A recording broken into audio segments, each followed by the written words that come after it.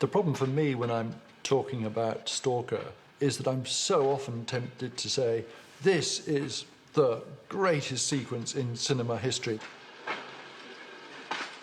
There are loads of amazing sequences, but one of the most amazing, at the risk of inhabiting permanently the land of the superlative, is that long tracking shot when they're on a trolley car, they're in black and white, and there's that clank of the trolley car on the rails.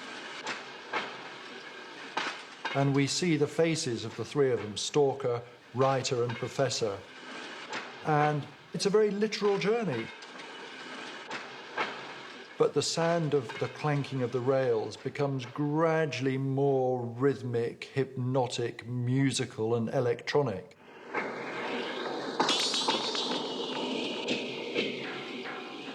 And it lasts for an incredibly long time, and the focus is very much on their faces. And it goes on for long enough to lull us. We don't really know how much time has passed.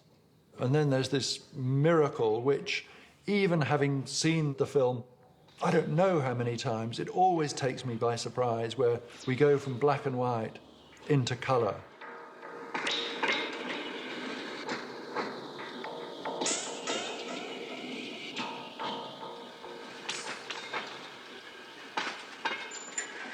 And, you know, there's no point where they pass a sign saying, you know, welcome to the zone or something like that. But at that moment, yeah, we are, that shift into colour, we are in the zone then.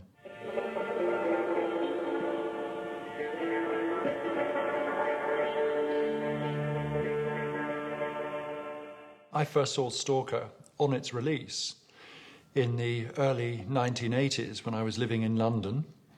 And it was the very first Tarkovsky film I'd ever seen. And it was billed, marketed as a science fiction film. But it was a bit disappointing as a science fiction film. I mean, although I was very familiar with slow cinema, it was very, very slow. I mean, I watched it with a degree of impatience, even though I'd grown up with the idea that a suggestion of boringness was often a symptom or side effect of quality. It really wasn't love at first sight for me. I think what was going on is there was a slight friction between my sense of how I wanted it to proceed, and I wasn't quite able to give myself over to its pace, even though Tarkovsky, to his great credit, when it was first shown to a sort of preview audience of Mosfilm executives, if that's what we can call them, you know, apparently they said, oh, you know, it's a great film, Andrei, but could we speed up the beginning a bit? And he, you know, erupted in fury and said, you know what, I'm going to make it even slower to make sure that if any idiots come in having wanted to see a different film, they've got time to get out. And he made a really good point there, I think, because in a way, if you sped it up at the beginning, that would have just prolonged the sort of decompression period when the audience get used to the particular pace of this film. So by keeping it slow at the beginning, Tarkovsky went some way to, let's say, calming the audience down, but still there was that slight friction I felt on first viewing. I just hadn't quite adjusted to its particular pace. I believe there are something like 142 shots in the film, and I don't know what the average is now. I imagine it's about 3,000 or something like that.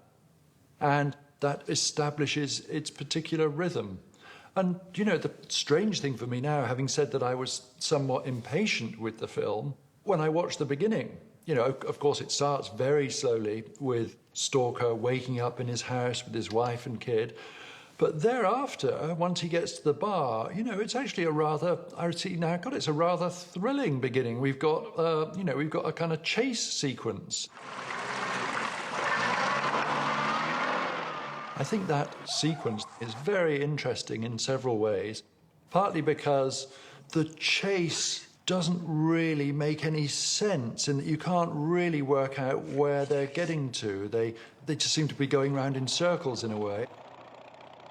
It seems peculiarly constricted, the chase in Stalker, and that seems to me to look ahead to what happens when they get inside the zone. But my problem was, when I first saw the film, is I really didn't know what I was watching. I'd been out of university a couple of years, and I was always, my training meant that I could spot a Christ figure at 200 yards. And the film is all the time dangling these kind of allegorical possibilities. And so I'd see sort of clues, and I'd think, the gulag, barbed wire, the sort of shaven head of the Zek, I'd see these things, and then I'd be ready to look out for that. But whatever the potential allegorical scheme of things was, in no time at all it would break down. You can't watch that film and not think of the gulag. It's not about the gulag, but the gulag is there as a kind of imprint on everything that you see.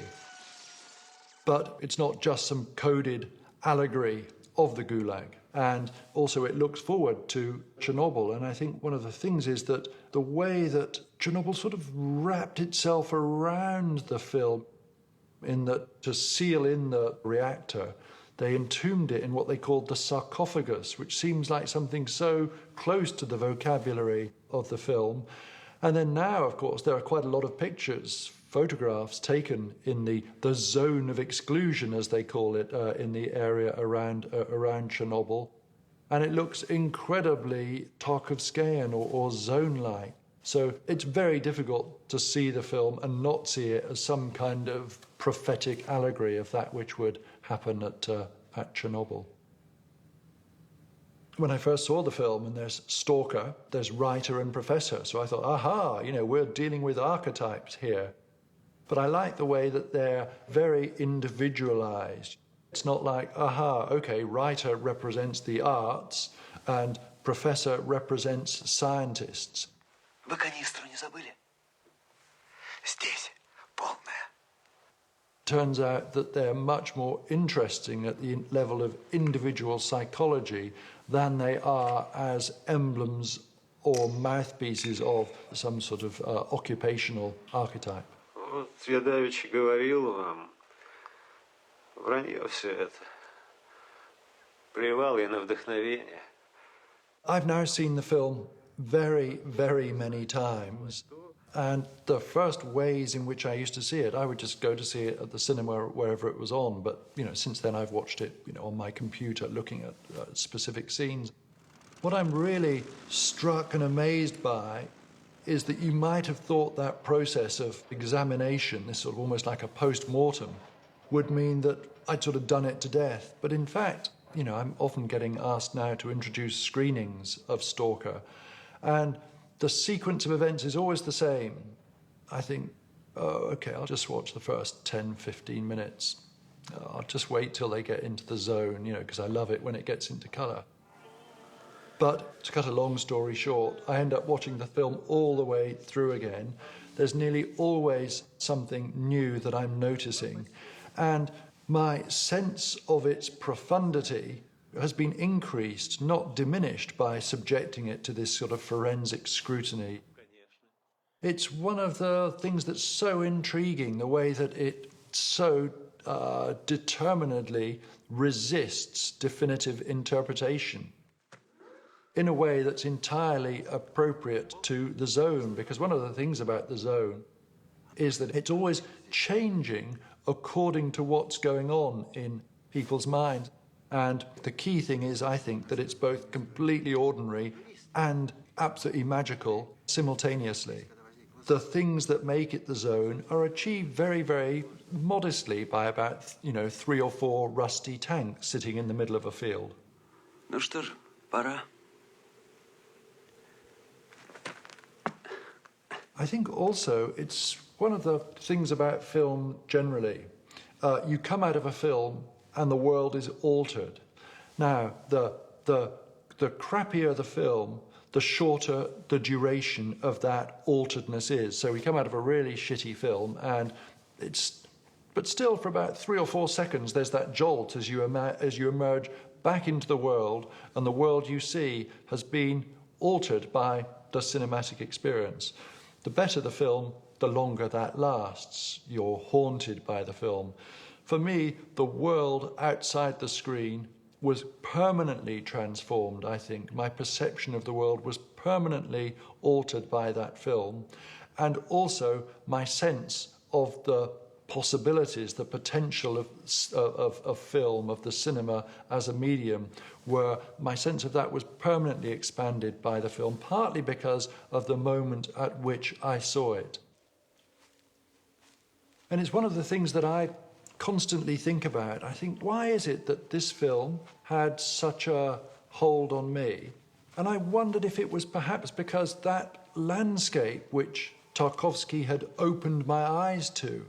And I realized, yeah, this is new to me, but at the same time, I think I responded to it because actually it was the opposite of new. It was a landscape that I was so familiar with from my childhood. I grew up in this little town in England, and at one point, there were 4 railway stations serving this small town.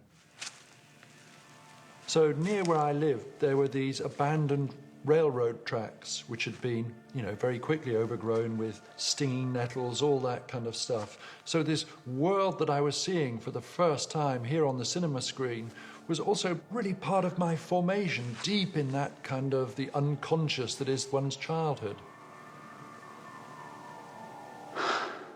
As the film went through numerous rewrites, it moved quite a long way from the book it was based on.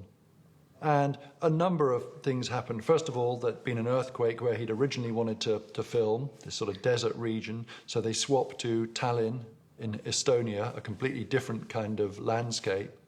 And then what happened is that they shot, I think, they'd shot about half the film. They'd used up half the money.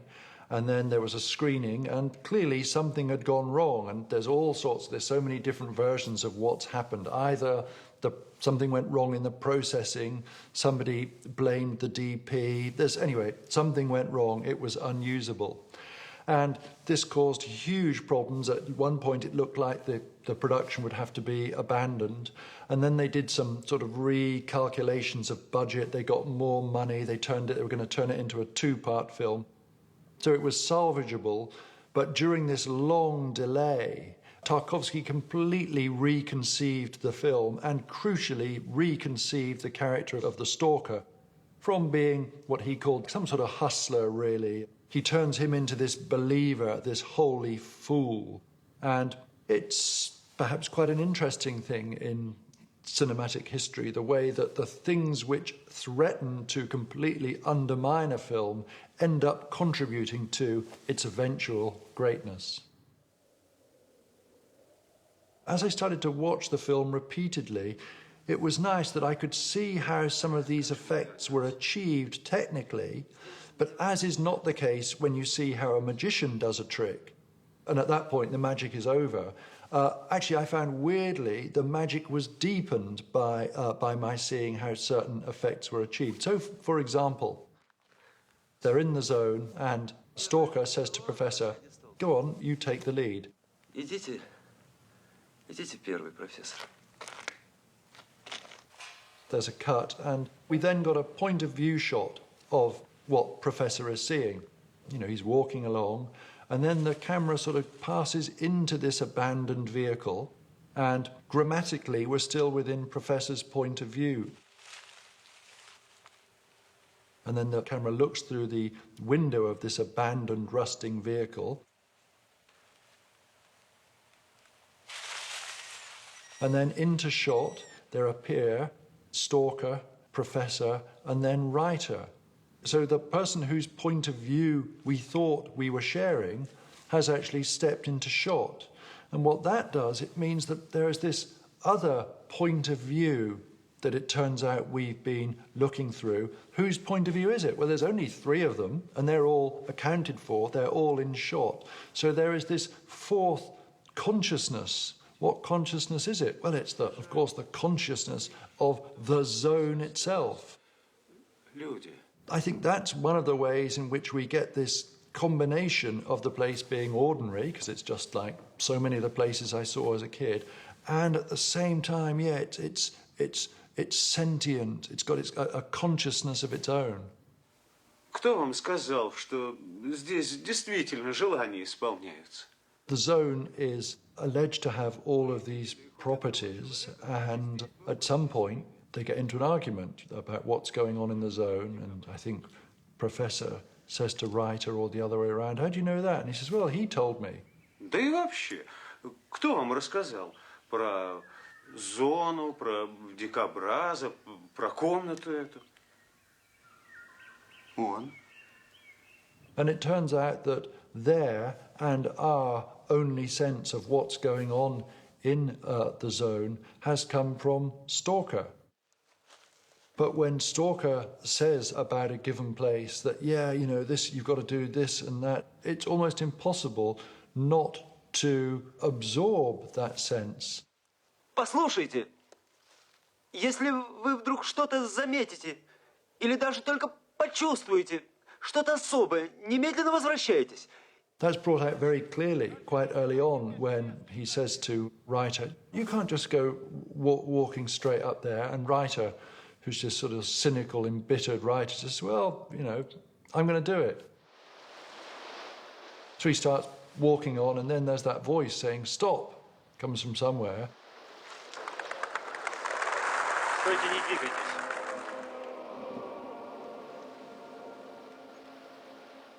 And then nobody can quite work out where that voice has come from. And Professor says, oh, but you just internalized it because, you know, you actually just became frightened.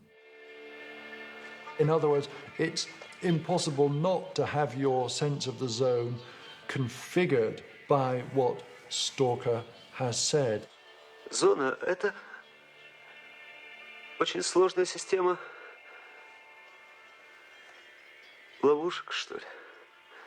И все они смертельны. And the thing is that it both does adapt itself to what's going on in your head, and at the same time, always, yeah, it's just an ordinary place. So the meat grinder, this fearsome place, well, it's just a place where the plumbing is far from adequate. Вам повезло, вас она предупредила, а могла бы и не предупредить. And the key things is that both writer and professor, there are representatives. So at whatever point when they are persuaded, oh yeah, this is a scary place or a magical place, then we're following them. So they articulate some of our doubts, and then their suspicions and ours are assuaged. And the way that Stalker has, if you like, advertised this particular holiday in his brochure is by saying that at the heart of the zone is a place called the Room where your deepest wish will come true. And of course, that's a nice idea. Yeah, what could be better? So I think it's quite important at the end of part one, we actually get a view of the Room. And it really is only 200 yards away. It's really quite, it's within, you know, it's practically within spitting distance. But by then, because of the things that Tarkovsky has set up early on, we never again think, oh, you know, why don't we just walk there? By the end of part one, we've completely given ourselves over to this timeless, unmeasurable extent of the zone.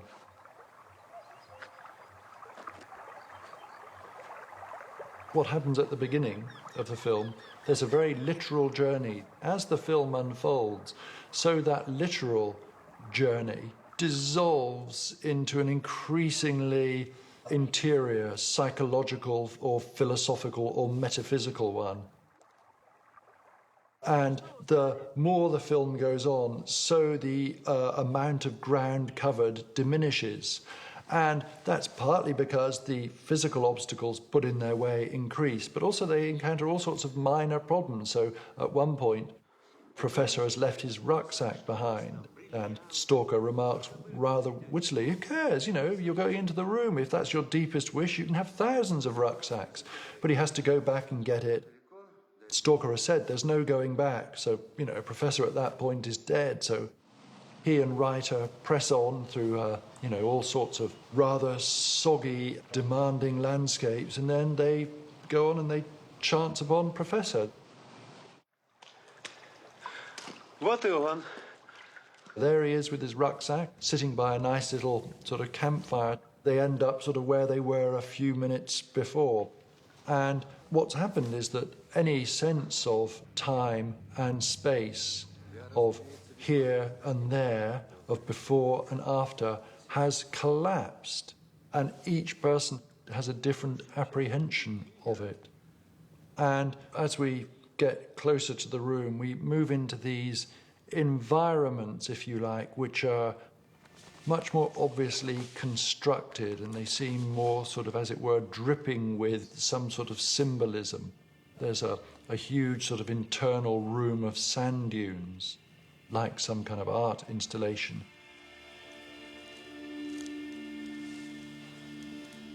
And then there's the meat grinder, the very damp, dripping, echoey tunnel, which we've been told is the scariest place in the whole of the zone, and Reiter is the one who has the unlucky task of going on point. Every step that he takes, we're just wondering what is going to happen, and, you know, the truth is that nothing much happens. The crucial thing is that anything could happen at that point. Это ерунда. Еще там, под гайкой. Зона пропустила вас, и стало ясно. Уж если кому и суждено... And then they find themselves in what is, as it were, the ante-room to the threshold. And that's a scene which it seems to me is so important. They've been having this argument. Everything is very intense. And then suddenly the phone rings in this place when you'd have thought, you know, there wouldn't be a working phone line. And one of them picks it up and says, "No, this is not the clinic," puts it down again. And then they look at the phone, and it's a moment of real kind of laugh-aloud comedy if you see it in a theatre with a lot of people. Не трогайте! So I love the way that at this very nearly climactic moment, we get this sort of easing of the tension. They then go from this ante-room to the very threshold of the room. Stalker says to them, "This is the most important moment of your life." Это самый важный момент в вашей жизни. And at that point, we believe him absolutely. And there's this wonderful expression of faith. And he says, you know, and the most important thing is for you to believe. Главное,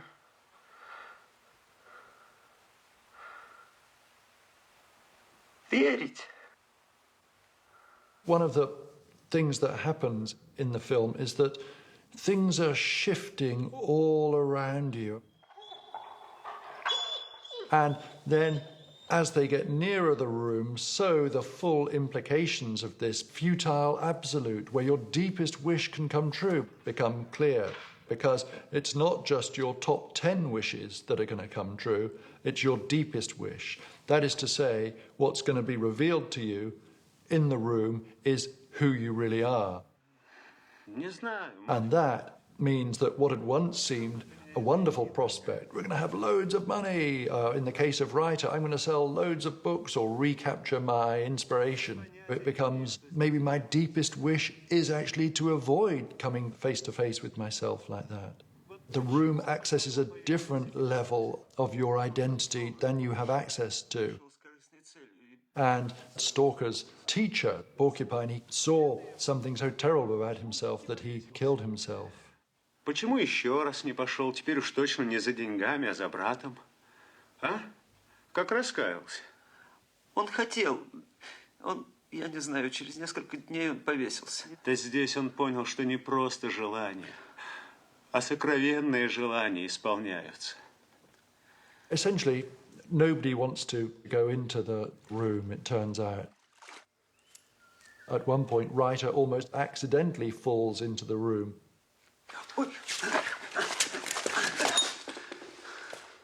If you look closely and you keep an eye on the sort of schematics of it, the only thing that ends up in the room is the camera.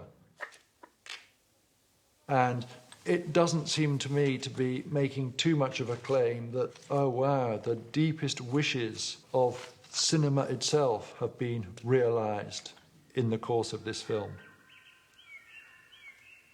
David Thompson, who is not an unequivocal admirer of Tarkovsky, he wonders what the room is going to be, and he says something like, oh, well, it might end up being resembling just a sort of a rather small, damp screen in your local multiplex.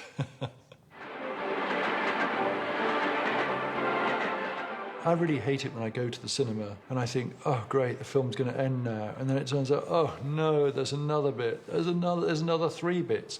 But in this case, you could be forgiven for thinking, oh, that's the end of it. But it's not. There's a number of important sequences. We end up suddenly back in the bar where it started. There's no explanation of how they get back from the zone to the bar.